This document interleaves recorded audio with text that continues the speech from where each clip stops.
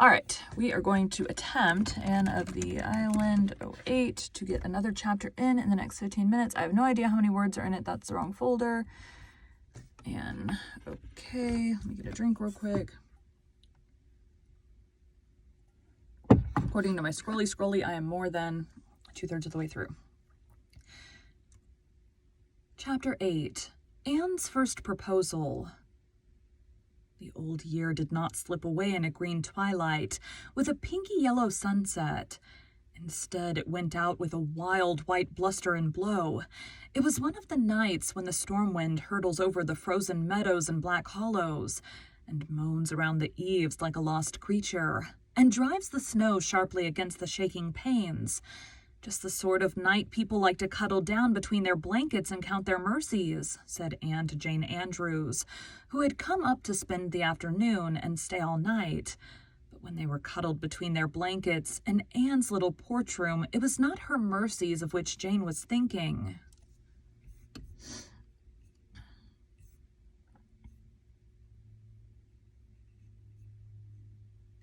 Of course it would be wrong.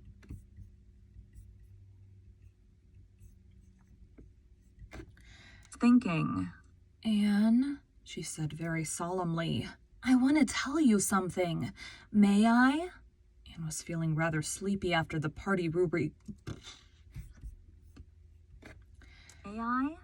Anne was feeling rather sleepy after the party Ruby Gillis had given the night before. She would much rather have gone to sleep than listen to Jane's confidences, which she was sure would bore her. She had no prophetic inkling of what was coming. Probably Jane was engaged too. Rumor averred that Ruby Gillis was engaged to the Spencervale schoolteacher, about whom all the girls were said to be quite wild. I'll soon be the only fancy-free maiden of our old quartet, thought Anne drowsily. Aloud, she said, Of course. Anne, said Jane still more solemnly, what do you think of my brother Billy?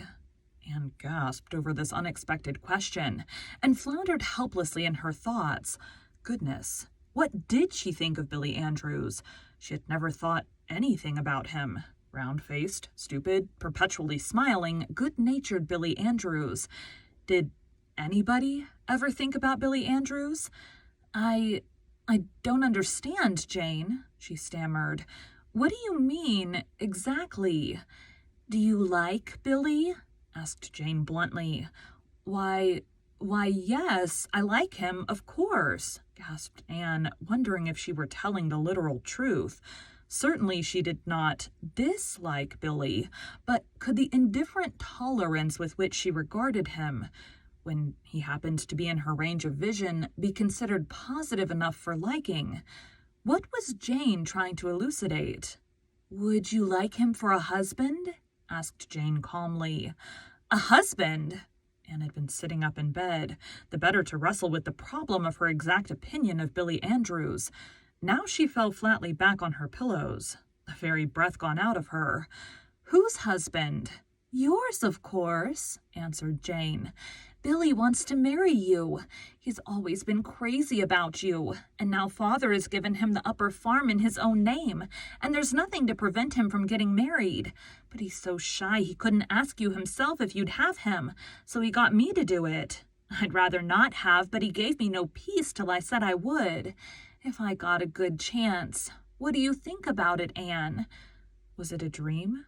Was it one of those nightmare things in which you find yourself engaged or married to someone you hate or don't know, without the slightest idea how it ever came about? No, she, Anne Shirley, was lying there, wide awake in her own bed. And Jane Andrews was beside her, calmly proposing for her brother Billy. Anne did not know whether she wanted to writhe or laugh, but she could do neither, for Jane's feelings must not be hurt. I couldn't marry Bill, you know, Jane, she managed to gasp. Why, such an idea never occurred to me. Never. I don't suppose it did, agreed Jane. Billy has always been far too shy to think of courting, but you might think it over, Anne. Billy is a good fellow. I must say that, if he is my brother. He has no bad habits, and he's a great worker, and you can depend on him.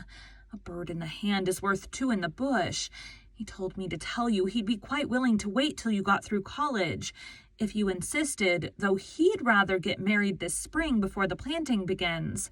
He'd always be very good to you, I'm sure, and you know, Anne, I'd love to have you for a sister. I can't marry Billy, said Anne decidedly. She had recovered her wits and was even feeling a little angry. It was all so ridiculous. There's no use thinking of it, Jane. I don't care anything for him in that way, and you must tell him so. Well, I didn't suppose you would, said Jane with a resigned sigh, feeling that she had done her best. I told Billy I didn't believe it was a bit of use to ask you, but he insisted. Well, you've made your decision, Anne, and I hope you won't regret it. Regret it. Jane spoke rather coldly. She had been perfectly sure that the enamored Billy had no chance at all of inducing Anne to marry him.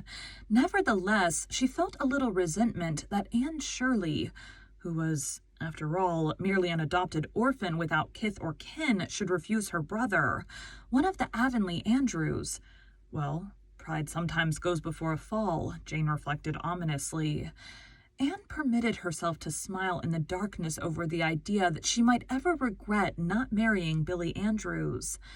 I hope Billy won't feel very badly over it, she said nicely. Jane made a movement as if she were tossing her head on her pillow. Oh, he won't break his heart. Billy has too much good sense for that. He likes Nettie Blewett pretty well, too, and Mother would rather he married her than anyone.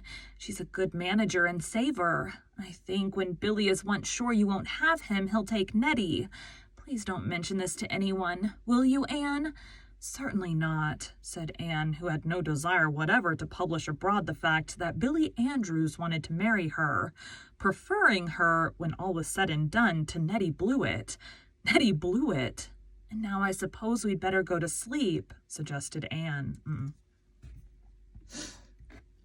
Go to sleep, suggested Jane. To sleep went Jane easily and speedily, but though very unlike Macbeth in most respects, she had certainly contrived to murder sleep for Anne. That proposed-to damsel lay on a wakeful pillow until the wee sma's, but her meditations were far from being romantic. It was not, however, until the next morning that she had an opportunity to indulge in a good laugh over the whole affair. When Jane had gone home, still with a hint of frost in voice and manner, because Anne had declined so ungratefully and decidedly the honor of an alliance with the house of Andrews, Anne retreated to the porch room, shut the door, and had her laugh out at last. If I could only share the joke with someone, she thought, but I can't. Diana is the only one I'd want to tell, and even if I hadn't sworn secrecy to Jane, I can't tell Diana things now. She tells everything to Fred. I know she does. Well, I've had my first proposal. I supposed it would come someday, but I certainly never thought it would be by proxy. It's awfully funny, and yet there's a sting in it, too, somehow. Anne knew quite well wherein the sting consisted, though she did not put it into words. She had had her secret dreams of the first time someone should ask her the great question, and it had, in those dreams, always been very romantic and beautiful, and the someone was to be very handsome and dark-eyed and distinguished-looking and eloquent, whether he were Prince Charming to be enraptured with, yes, or one to whom a regretful, beautifully worded but hopeless refusal must be given. If the latter, the refusal was to be expressed so delicately that it would be next best thing to acceptance, and he would go away, after kissing her hand, assuring her of his unalterable, lifelong devotion, and it would always be a beautiful memory, to be proud of and a little sad about also. And now this thrilling experience had turned out to be merely grotesque. Billy Andrews had got his sister to propose for him because his father had given him the upper farm, and if Anne wouldn't have him, Nettie Blewett would. There was romance for you with a vengeance.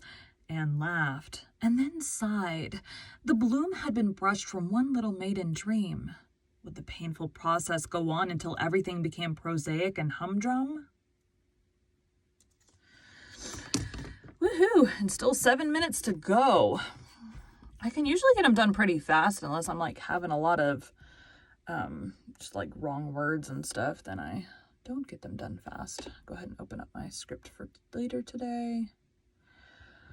All right, I'm gonna go cool down out of here and then I gotta go to work. Thanks, guys.